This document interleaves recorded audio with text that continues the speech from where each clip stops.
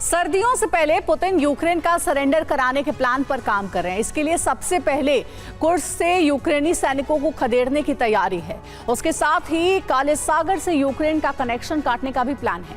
हमले शुरू हो गए हैं। पुतिन की सेना कीव की तरफ बढ़ रही है। साथ ही कुर्स्क और काले सागर में घेराबंदी करके यूक्रेनी सैनिकों का आत्मसमर्पण कराया जा सकता है और इसके लिए क्रेमलिन ने एक समय सीमा तय की है, यानी ज़ेलेंस्की के पास ज्यादा वक्त नहीं है। अगर अमेरिका से हथियार नहीं मिले तो यूक्रेन पर रूस का कब्जा भी हो सकता है।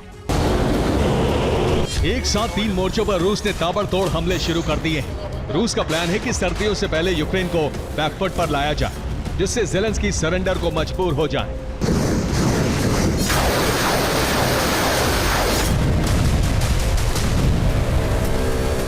ओडेसा पोर्ट पर तबाही,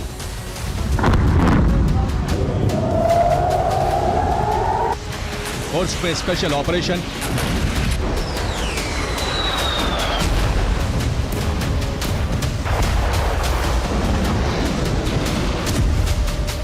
काला सागर में रूस की घेराबंदी,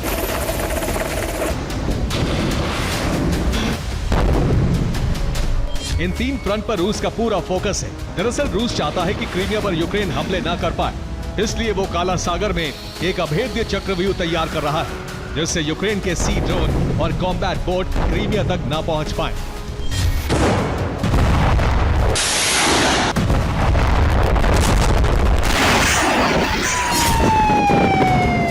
इसके अलावा ओडेसा पर हमला करके रूस काला सागर से लिंक पोर्ट को पूरी तरह तबाह कर देगा, जिससे काला सागर से यूक्रेन का कनेक्शन पूरी तरह से खत्म हो जाए। अगर इन दोनों जगहों पर रूस ने हमला किया तो यूक्रेन को अपनी सेना ओडेसा को बचाने के लिए लगानी पड़ेगी। ऐसे में रूस के पास मौका है कि वो कुर्स्क से यूक्रेन का कब्जा हटा सके। यूक्रेनी सैनिकों को खदेड़ने का ऑपरेशन शुरू हो चुका है और इसे खत्म करने के लिए सर्दियों से पहले का टारगेट रखा गया है, यानी रूस कम वक्त में यूक्रेन पर बड़ा हमला करने वाला है। हालांकि रूस ने लगातार तीसरे दिन ओडेसा पर हमला करके अपने ऑपरेशन का पहला चरण खत्म कर दिया है।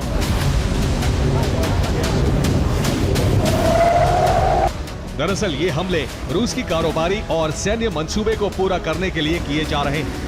अगर काला सागर पूरी तरह से रूस के कब्जे में आ गया तो पूर्वी यूरोप का सप्लाई रूट पूरी तरह कट जाएगा।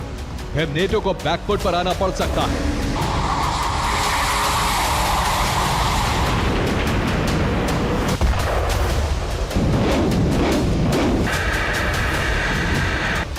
ये यूक्रेन पर कामिकाज़े ड्रोन शाहिद के हमले का वीडियो है, जिसमें रात के अंधेरे में हमला किया गया।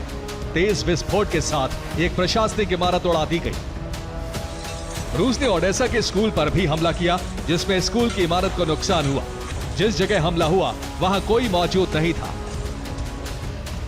ओडेसा के बीच बाजार में मिसाइल गिरी, जिससे आग लग गई। ये उसी की तस्वीरें हैं। ये ओडेसा का रिहायशी इलाका है।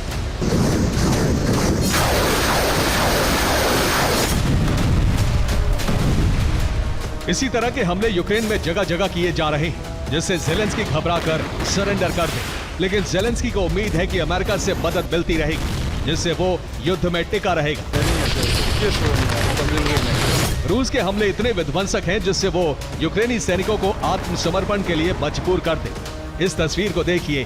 तुर्की से यूक्रेन को मिला TB2 पूरी तरह ध्वस्त हो गया।